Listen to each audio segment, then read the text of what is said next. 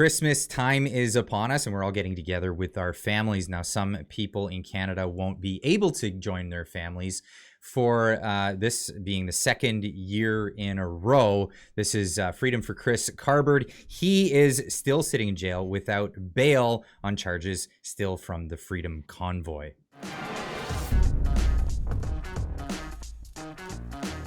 Jason LaVine, thank you so much for joining me today. If there's anyone to talk about this Coots 4 situation and all these guys that have been held in prison, you're the guy to talk to.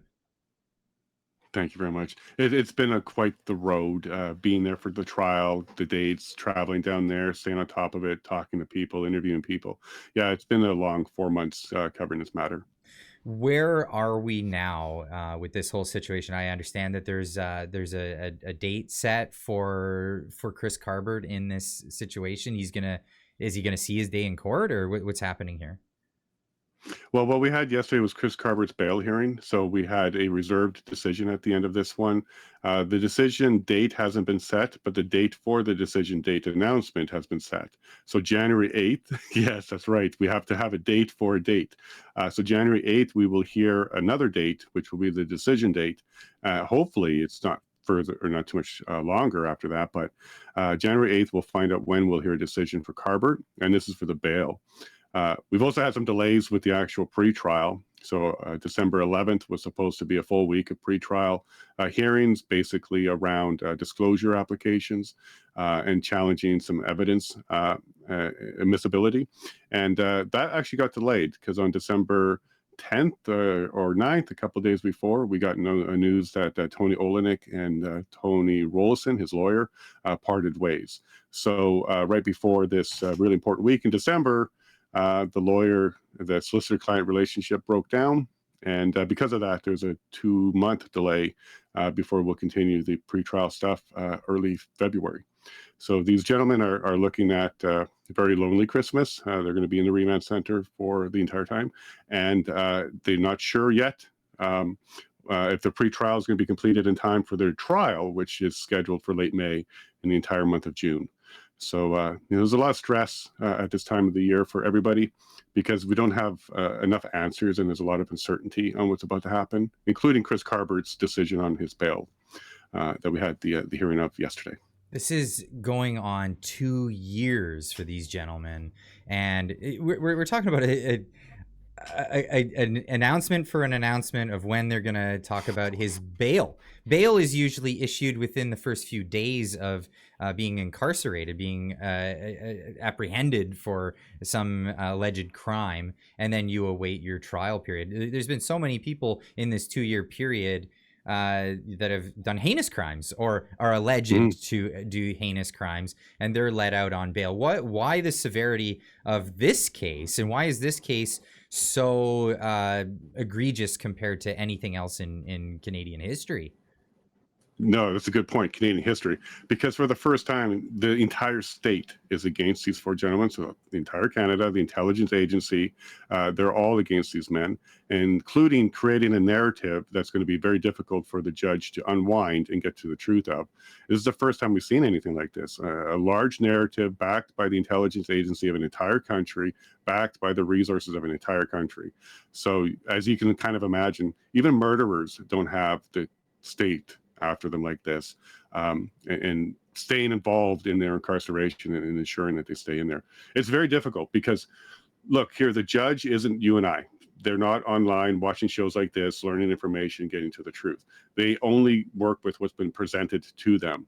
And of course, the Crown presented quite the case to them, which is just full of things like Diagolon's violent extremist group, and we know that's not true.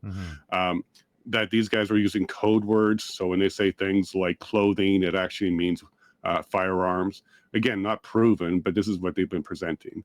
So they're really, I think, caused a lot of confusion for the judges involved in this. And there's been 3 judges involved so far. And you got to kind of sympathize a little bit with the judges in this matter, because the narrative that was given to them was incredibly violent. They're talking about terrorists for the first time in Alberta. So, everybody's taking this going slow because they're taking the time going through the information and probably double checking everything, because these decisions are going to be weighing on these judges.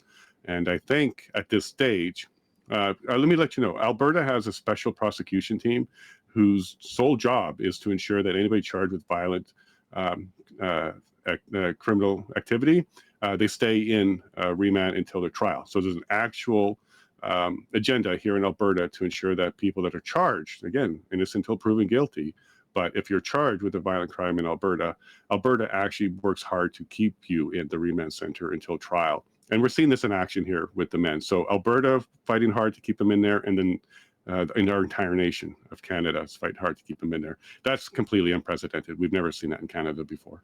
And you're talking about the severity of them, the case going after these guys.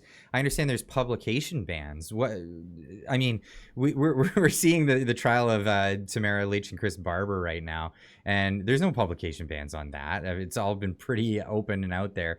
This case is completely different. For some reason, there's certain things that we can't even talk about. Correct. And there's some weird ones.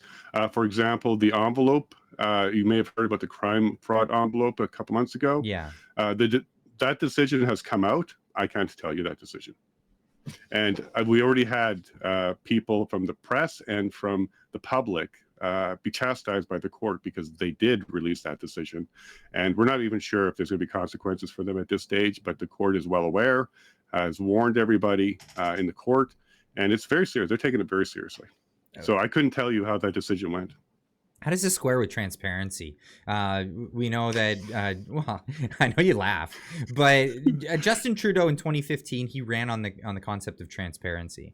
And everybody ever since, every government official has been griping about how he's not transparent and that they're going to create transparency. We have new leadership in Alberta, and they say they're going to be transparent. Where's the transparency? We're seeing more and more secrecy, and especially in this case with publication bans such as this. I mean, if information gets out to the public, I mean, this is what gumshoes and journalists do. They break stories, they find out what's going on in a case. How do they have the authority to tell journalists, no, you can't publish what you find out about this case? There's a few authorities, including the criminal code, that's a threat to the journalist. So there's some automatic publication bans that go in place, and then there's some judge-appointed publication bans that go in place. Look, I am upset with some of the ones and the decisions that come out of this court so far, because I absolutely believe, for example, I won't get into the details, I don't want to violate publication ban, but yeah, once the decision of the envelope was made, it should go public if they have no intention of using it in the court. So if it's been dismissed, I would think that should now invoke a non-publication ban on the information if the court has no intention to use it. But that's not the case. So for the life of the lawyers and all of us, we'll never know what was in that envelope. And that's unfortunate. And to kind of just go back to your Trudeau comment about transparent, he said he was going to be transparent. I think you're missing a hyphen between trans and parent. He actually meant transsexual parent. That's what he was likely referring to. Right. But in all seriousness, no, it's an attack on the public and the trust in the legal system. It does nothing but put it into disrepute from my perspective. The reasoning that they give you is to protect the jury pool so that jurors are not aware of information that they shouldn't have. However, by putting publication bans on information, all that really does is it limits the truth from coming out. So anybody can say anything they want as long as it's not the truth, and they won't be in trouble.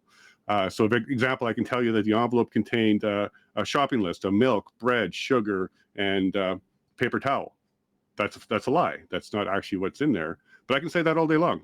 But if I told you what was really in there, I'd be in trouble. So it's a truth ban. So I don't buy the argument that it helps the jury pool, because all it does is allows mis, dis, and malinformation to prosper, and you can't counter it.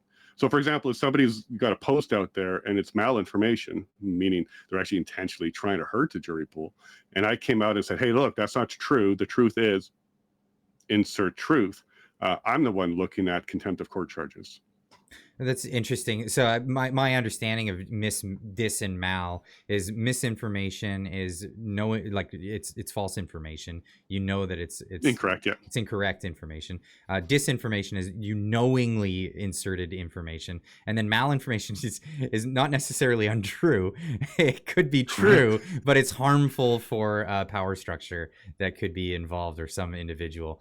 That's where it gets real tricky with the whole free speech thing and transparency and the like. And I'll be completely honest with you. When it comes to this kind of secrecy in a case like this, people are automatically thinking that there's malfeasance or some sort of wrongdoing on the behalf of the officials that are keeping the thing so secret. So a lot of people are not buying the trying to keep the jurors safe in this situation. But I want to thank you so much, Jason, for coming on today and letting us know more about what's happening here, even though the government is actively trying to make sure we don't know what's happening in this case.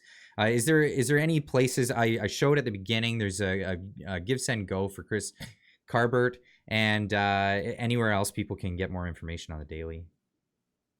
Well, on the daily, you can follow me on Twitter or X as Jason Levine MP, and then you can find me online at thelevineshow.com, and then you can find all my platforms from there. We're definitely going to stay on top of this matter. We have people like Betty Carbert that comes on and talks about it, so we'll definitely keep everybody abreast as we make our way through the Christmas season and make our way towards the January 8th date, so we can let you know when the decision date will be. That will be likely the next step. Well, thank you so much, and Merry Christmas. Merry Christmas, my brother. You have a great day, and thank you for having me on.